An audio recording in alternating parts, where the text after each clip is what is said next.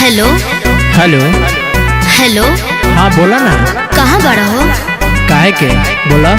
तोहरा बिना हमके कुछ अच्छा नहीं खिलागा। अरे चुप रहा, झूठा बात अच्छा ना लगेला।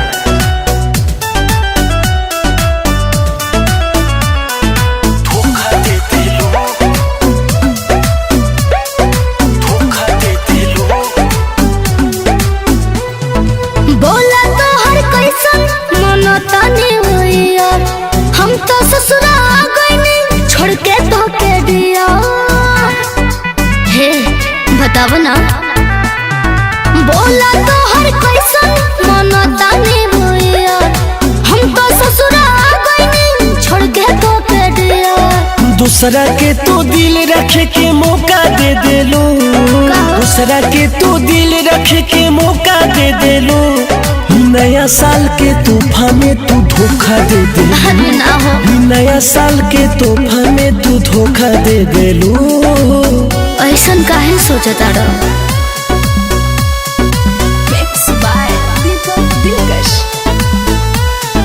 नया साल के तोहफा में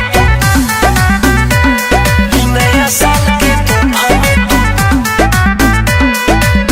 क्रिया कसम तू भूलैलो, ना ना राजा जी के रानी हो गईलो।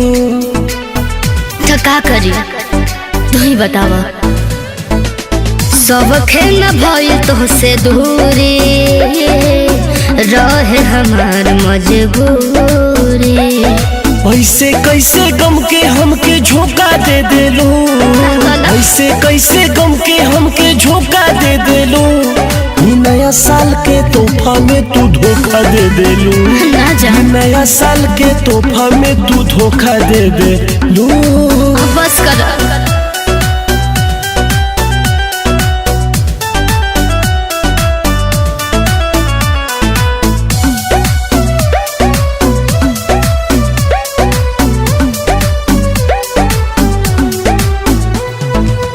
बस गइल तोहर परिवार हो, लूट गइल जिंदगी हमार हो। सुना, भले शादी हो गई पवन से, दिल में बड़ा सूरज जतन से। भूल ना पाइब ऐसन याद अनोखा दे देलू। भूल ना पाइब ऐसन याद अनोखा दे देलू। ई नया साल के तोहफा में तू, ई नया साल के तोहफा में तू धोखा दे देलू। ई नया साल के